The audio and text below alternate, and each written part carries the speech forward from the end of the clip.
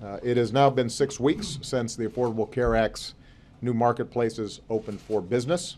I think it's fair to say that the rollout has been rough so far, and I think everybody understands that I'm not happy about the fact that the rollout has been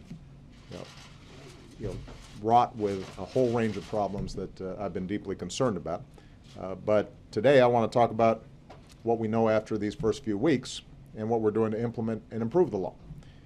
Yesterday, the White House announced that in the first month, more than 100,000 Americans successfully enrolled in new insurance plans. Is that as high a number as we'd like? Absolutely not. But it does mean that people want affordable health care. The problems of the website have prevented too many Americans from completing the enrollment process, and that's on us, not on them. But there's no question that there's real demand for quality, affordable health insurance. In the first month, nearly 1 million people successfully completed an application for themselves or their families. Those applications represent more than 1.5 million people. Of those 1.5 million people, 106,000 of them have successfully signed up to get covered. Another 396,000 have the ability to gain access to Medicaid under the Affordable Care Act. That's been less reported on, but it shouldn't be. Americans who are having a difficult time, who are poor, many of them working, may have a disability. They're Americans like everybody else, and the fact that they are now able to get insurance is going to be critically important. Later today, I'll be in Ohio, where Governor Kasich, a Republican, has expanded Medicaid under the Affordable Care Act, and as many as 275,000 Ohioans will ultimately be better off because of it. And if every governor followed suit, another 5.4 million Americans could gain access to health care next year. So, bottom line is, in just 1 month, despite all the problems that we've seen with the website, more than 500,000 Americans could know the security of health care by January 1st. Many of them for the first time in their lives, and that's life-changing, and it's significant.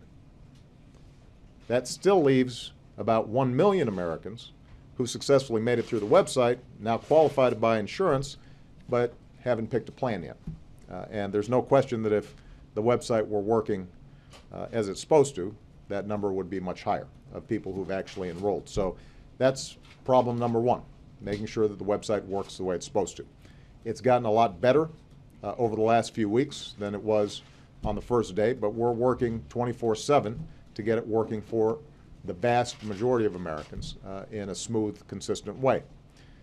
The other problem that has received a lot of attention concerns Americans who've received letters from their insurers that they may be losing the plans they bought in the old individual market, often because they no longer meet the law's requirements to cover basic benefits like prescription drugs or doctor's visits.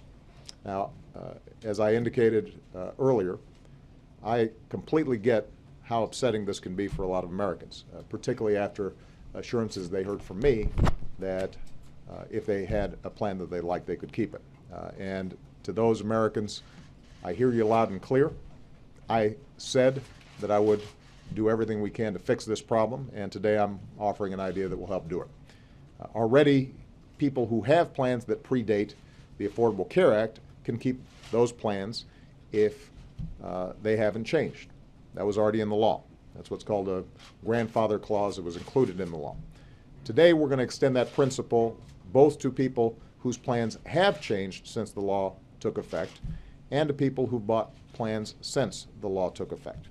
So state insurance commissioners still have the power to decide what plans can and can't be sold in their states, but the bottom line is insurers can extend current plans that would otherwise be canceled into 2014, and Americans whose plans have been canceled can choose to re-enroll in the same kind of plan. We're also requiring insurers to extend current plans to inform their customers about two things. One, that what protections these renewed plans don't include. Number two, that the marketplace offers new options with better coverage and tax credits that might help you bring down the costs. So, if you received one of these letters, I'd encourage you to take a look at the marketplace.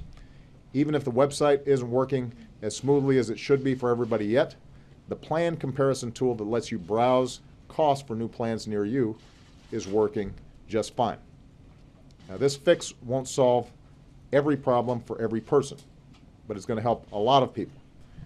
Doing more will require work with Congress. And I've said from the beginning, I'm willing to work with Democrats and Republicans to fix problems as they arise. This is an example of what I was talking about. We can always make this law work better. It is important to understand, though, that the old individual market was not working well. And it's important that we don't pretend that somehow that's a place worth going back to. Too often it works fine as long as you stay healthy. It doesn't work well when you're sick. So year after year, Americans were routinely exposed to financial ruin or denied coverage due to minor pre-existing conditions or dropped from coverage altogether, even if they paid their premiums on time. That's one of the reasons we pursued this reform in the first place. And that's why I will not accept proposals that are just another brazen attempt to undermine or repeal the overall law and drag us back into a broken system. We will continue to make the case, even to folks who choose to keep their own plans, that they should shop around in the new marketplace because there's a good chance that they'll be able to buy better insurance at lower cost. So we're going to do everything we can to help the Americans who've received these cancellation notices. But I also want everybody to remember there are still 40 million Americans who don't have health insurance at all. I'm not going to walk away from 40 million people who have the chance to get health insurance for the first time, and I'm not going to walk away from something that has helped the cost of health care grow at its slowest rate in 50 years. So we're at the opening weeks of the project to build a better health care system for everybody, a system that will offer real financial security and peace of mind to millions of Americans. It is a complex process. There are all kinds of challenges. I'm sure there will be additional challenges that come up. And it's important that we're honest and straightforward in terms when we come up with a problem with these reforms and these laws, that we address them.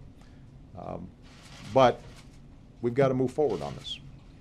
It took 100 years for us to even get to the point where we could start talking about and implementing a law to make sure everybody's got health insurance. And my pledge to the American people is that we're going to solve the problems that are there. We're going to get it right. And the Affordable Care Act is going to work for the American people.